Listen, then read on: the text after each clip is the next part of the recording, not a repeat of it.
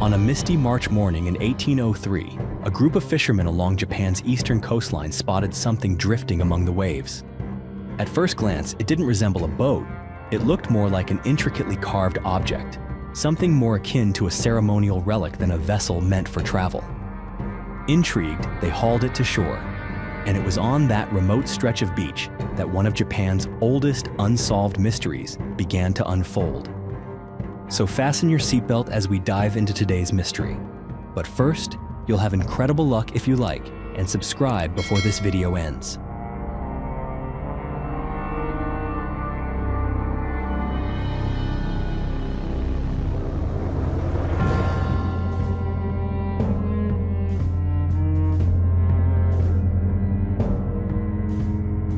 The vessel was only about 18 feet long and 11 feet tall, far smaller than the merchant ships or warships of that era. Its base was made of metal, its upper body crafted from lacquered wood, and its walls were lined with transparent glass panels, joined together in a circular formation. It had the appearance of a meticulously crafted artifact, something built with clear intent and technical precision that the local villagers had never encountered before. From within the vessel emerged a strange woman. She stood roughly 5 feet tall, her skin so pale it seemed to glow in the morning sun, and her hair blazed a deep red, like dried blood. She spoke a language no one could understand, unlike any Japanese dialect, and not even remotely similar to the tongues of Dutch or Portuguese merchants who occasionally passed through the ports of Nagasaki. All the while, as she was surrounded by curious eyes, she clutched tightly a wooden box about 2 feet long. Inside the vessel were containers of drinking water, a small supply of dried provisions, and strange symbols etched into the wooden walls, as if she had been deliberately prepared for this journey, though the destination was clearly not part of any known plan. The villagers didn't know how to respond to her.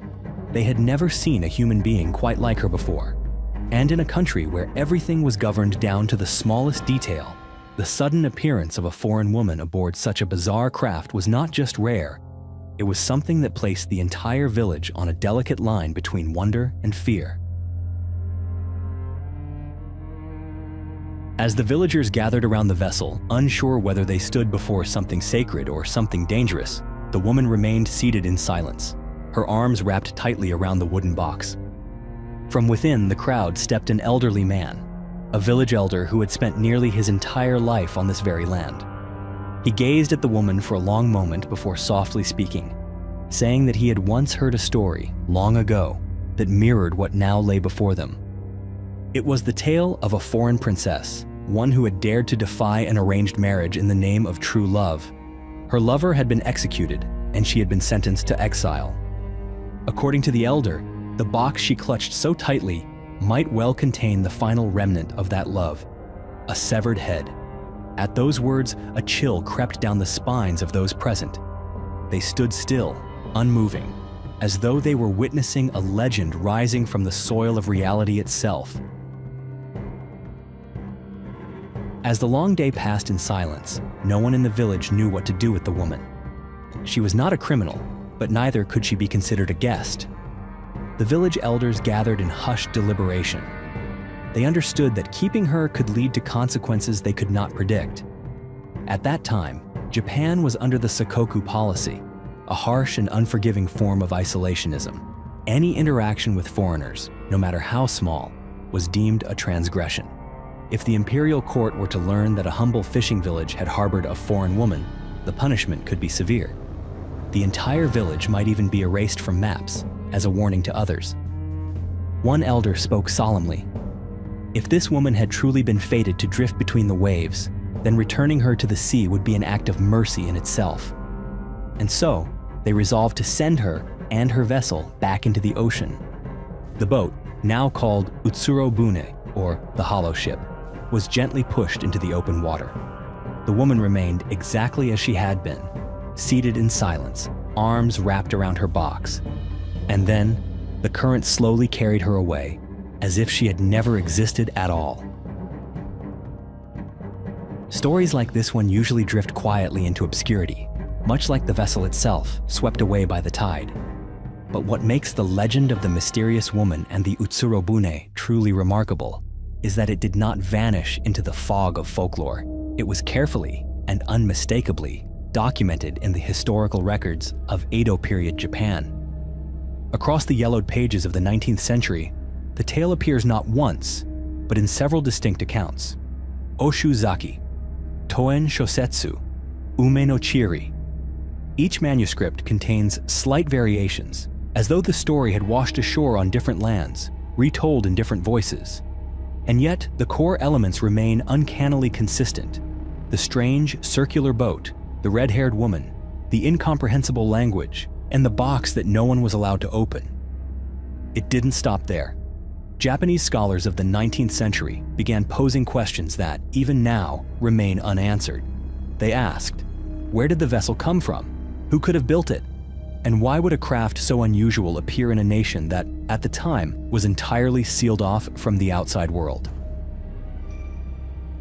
Though the ancient records never explicitly state where the woman had come from, many modern scholars have noted uncanny similarities between her appearance and the fashion once popular in a land thousands of miles to the north, Russia, in the era following Catherine the Great. When placed alongside notes from Dutch merchants who had interacted with Russians, the pieces began to form a picture too compelling to ignore. She may have been Russian, or at the very least, from a Eurasian culture where snowbound landscapes and royal bloodlines coexisted in gilded palaces shadowed by silent revolutions. One of the earliest to propose this theory was Kokushi Debakin, a Japanese scholar from the early 19th century. He had thoroughly studied every written account of the Utsurobune and compared them with the testimony of a Japanese sailor named Dakuyo Kayu, who had shipwrecked and lived in Russia for a decade, from 1782 to 1792. Dakuyo recalled having seen Russian women with red hair, clad in thick coats trimmed with white fur, and using handwritten symbols entirely unfamiliar to anyone in the East. He described the script as slanted, rounded, and flowing, something that many believe closely resembled the markings etched into the interior of the Utsurobune. Of course, these symbols did not match any known writing system, not even Cyrillic. While the theory of a northern woman drifting to Japan has sparked much debate, another path leads us inward, into the very heart of Japanese culture itself. Within Japan's vast repository of myth and ancient folklore lies a story seldom told, yet filled with startling parallels. It is the legend surrounding the origins of the Kono clan, an actual noble family that once ruled a significant portion of the island of Shikoku. According to ancient accounts, in the 7th century, a Japanese fisherman pulled from the waves a 13-year-old girl, found drifting alone across the open ocean in a hollow boat. She claimed to be the daughter of a Chinese emperor, pursued by a cruel stepmother. Sheltered by the people of Iyo province, she grew up and eventually married a local prince. The son they bore would go on to found the Kono clan, a family believed to carry royal blood from a distant land.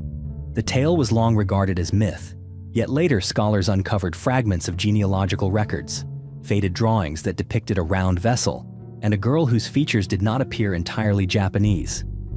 And most striking of all, it was said to have happened nearly 1,000 years before the Utsurobune washed ashore.